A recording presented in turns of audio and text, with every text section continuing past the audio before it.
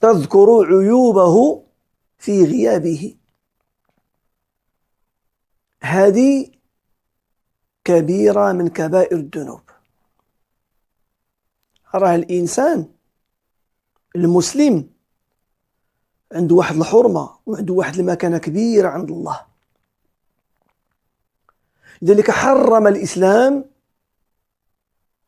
أنك تعدى على المال ديال خوك المسلم، تعدى ليه على رزقه.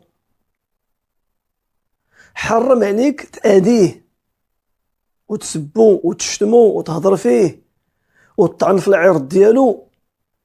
كاع الحاجة اللي فيها الضرر بخوتك المسلمين بعد منها. ومنها مصيبة وكبيرة الغيبة، ذكر العيوب بظهر الغيب. وهذه الغيبة تساهل فيها الناس، الله يسمح لنا والله يغفر لنا والله يتجاوز علينا. يقدر ما تدوزش 10 دقائق ما وقعناش في الغيبة مرة وجوج وثلاثة وكتر. والغيبة هي أن تذكر أخاك بما يكره، إما شي حاجة متعلقة بالجسد ديالو،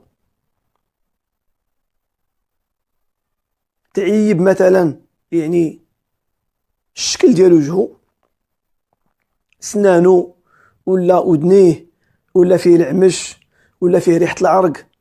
فلان سبحان الله العظيم سبحان الله العظيم سبحان الله العظيم هذاك فلان سبحان الله في واحد الريحة. هذه غيبة. فلانة سبحان الله العظيم قصيرة قصيرة بزاف قزمة. كل ما يتعلق بالبدن ولا اللون ولا وجهه بحال إلا مشوط ولا كحل ولا زرق ولا كل ما يتعلق بالبدن، تهضر في العيوب ديال خوك الجسدية، حرام. ولا في النسب، طعن في النسب ديالو ولا طعن، كاين اللي كيطعن في دولة كاملة، كاين اللي كيغتاب قبيلة كاملة. ولا في الخلق، تقول عليه قرزاز